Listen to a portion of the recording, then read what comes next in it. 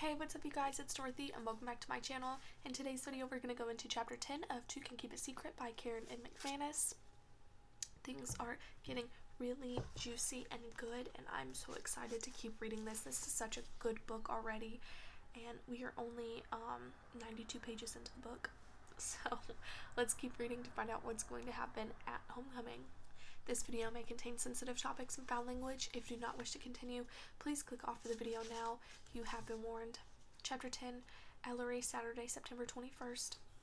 What are we looking for? Ezra asks. I don't know, I admit, placing a stack of yearbooks on the desk in front of him. We're at the Echo Ridge Library on Saturday morning, armed with jumbo cups of takeout coffee from Bartley's Diner. I wasn't sure we'd get them past the librarian, but she's well into her 80s and asleep in her chair. Anything weird, I guess. Ezra snorts. We've been here 3 weeks. So far we've reported a dead body, gotten jobs at a murder site, and been targeted by a homecoming stalker. Although that's the last one was all you. He takes a sip of coffee. You're gonna have to be more specific. I drop into a seat across from him and slide a book from the middle of the pile as Echo Ridge eagles on its spine. Date stamped from 6 years ago, Lacey's junior year, 1 year before she died. I want to check out Lacey's class. It's strange, isn't it, how these people who were part of her inner circle when she died are suddenly back in town right when all of the other stuff starts happening. What, you think Malcolm's brother has something to do with that? Or Mia's sister? Ezra raises a brow. Maybe we should invited them along for coffee and crime solving. You know what you always say, Ezra. I say opening the yearbook. Nobody wants to hear my murder theories, especially when it involves their siblings. That's the kind of thing you need to ease into. We're snarking because that's what we do. A lifetime of living with Sadie provided a masterclass of pretending everything's fine, but I've barely eaten since yesterday, and Ezra, who usually inhales Nana's cooking like he's trying to make up for 17 years of frozen dinners, refused breakfast before we left. Now he runs his eyes over the remaining yearbooks. What should I do? Look at their senior year? He sucks in his cheeks. It's probably pretty grim in memoriam for Lacey, that kind of thing. Sure, that, or my eyes drop to the bottom of the pile. Sadie's yearbook is in here, too, if you're curious. Ezra stills about what she was like in high school, what they were like, her and Sarah. His jaw ticks. What does that have to do with anything? I lean forward and glance around the small room. Besides the sleeping librarian, there's no one here except a mother reading quietly to her toddler. Have you ever wondered why we've never been to Echo Ridge before, like ever, or why Sadie never talks about her sister? I mean, if you suddenly disappeared, I saw a heart against the bile in my throat, I wouldn't move across the country and act like you never existed. You don't know what you do, Ezra objects. You don't know what Sadie's really thinking. No, I don't, and neither do you. That's my point. The little boy's mother turns our way, and I lower my voice. I reach up and squeeze the dagger on my necklace. We never have. We just got jerked from one town to the next while Sadie ran away from her problems, except she finally landed in trouble she can't make disappear, and here we are, back where it all started. Ezra regards me steadily, his dark eyes somber. We can't fix her, Elle. I flush and look down at the pages in front of me, rows and rows of kids our age, all smiling for the camera. Ezra and I don't have any yearbooks. We never felt connected enough to any of our schools to bother with a keepsake. I'm not trying to fix her. I just want to understand. Plus, Sarah's part of this somehow. She has to be. I rest my chin in my hands and say what I've been thinking since yesterday. Ezra, nobody in that school voted me onto homecoming court. You know they didn't. Someone rigged the votes. I'm sure of it because I'm connected to Sarah. My locker was cleaned and repaired by lunchtime on Friday, like nothing ever happened, but I felt exposed ever since, the back of my neck prickling when I think about the fact that someone somewhere went to a lot of trouble to add my name to the court. I told Viv that I didn't think the vandal and Lacey's murder are the same person objectively. That still makes sense. Subjectively, though, the whole thing makes me sick. Ezra looks dubious. How does somebody rig votes? By hacking the app? It wouldn't be hard. He cocks his head, considering. That seems extreme. Oh, and bloody Barbie dolls are restrained? Touche. Ezra drums his fingers on the table. So what then? You think Lacey and Sarah are connected too? I don't know. It seems unlikely, doesn't it? They happen almost 20 years apart, but somebody's threading all these things together, and there has to be a reason why. Ezra doesn't say anything else, but takes Sadie's yearbook from the bottom of the pile and opens it. I pull Lacey's closer to me and flip through the junior class pictures until I reach the K's. They're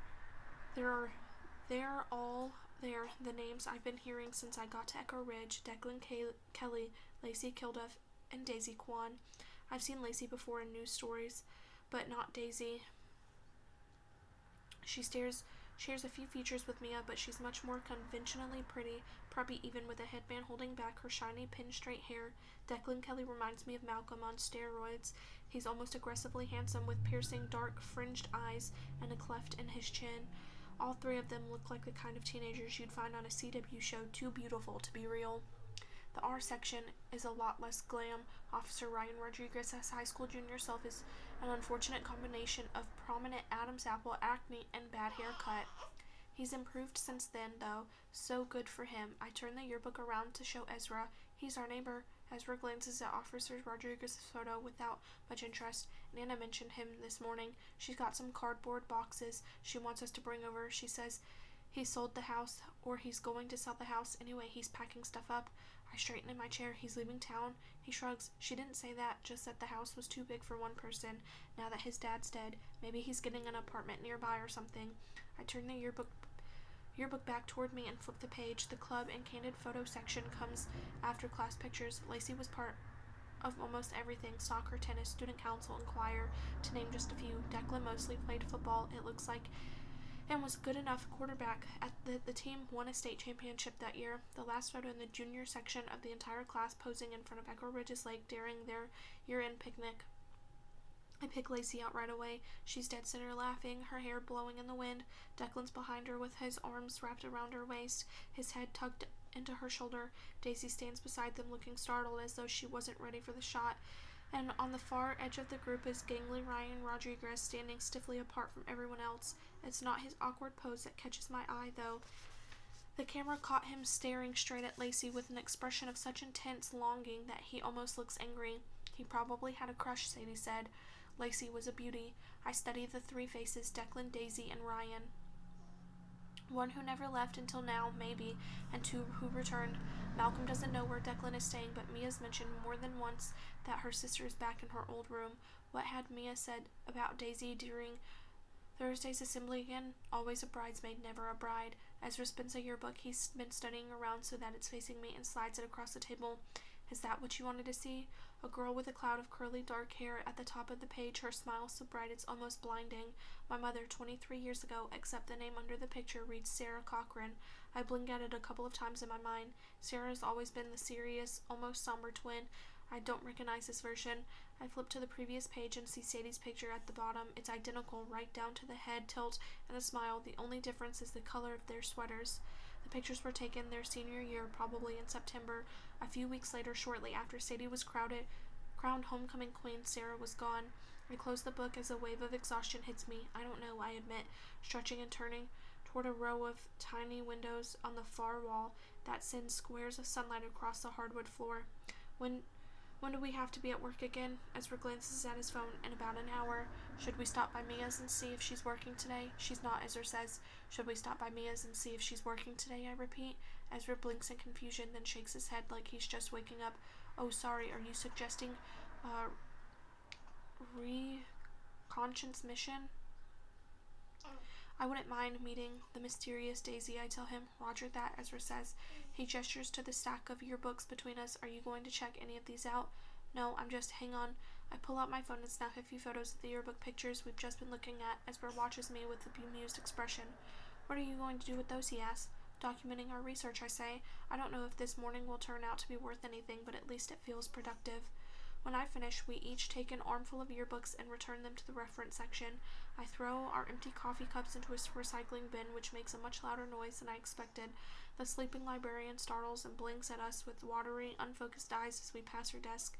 Can I help you? She yawns, feeling around for her glasses looped on a chain around her neck.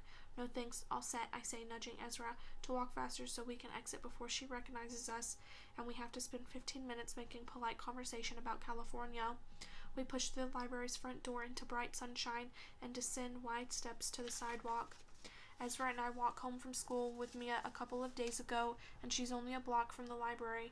The Kwan's house is unusual for Echo Ridge, a modern boxy construction set on a large expanse lawn. A stone path connects from the sidewalk to the front stairs, and we're halfway across it when a gray Nissan pulls into the driveway. The driver's side window is half down, framing a girl with long dark hair who's gripping the steering wheel like it's a life preserver. Oversized sunglasses cover half her face, but I can see enough to tell that it's Daisy. Ezra raises his hand, about to call a greeting, then lowers it as Daisy lifts a phone to her ear. I don't think she sees us, I say, glancing between the car and the front door. Maybe we should just ring the bell. Before we can move, Daisy drops her phone, crosses her arms over the steering wheel, and lowers her head onto them. Her shoulders start to shake, and Ezra and I exchange uneasy glances. We stand there for what feels like 10 minutes, although it's probably less than one, before Ezra takes a tentative step forward. Do you think we should, He trails off as Daisy suddenly raises her head with a strangled little scream and slams her hands hard on either side of the steering wheel.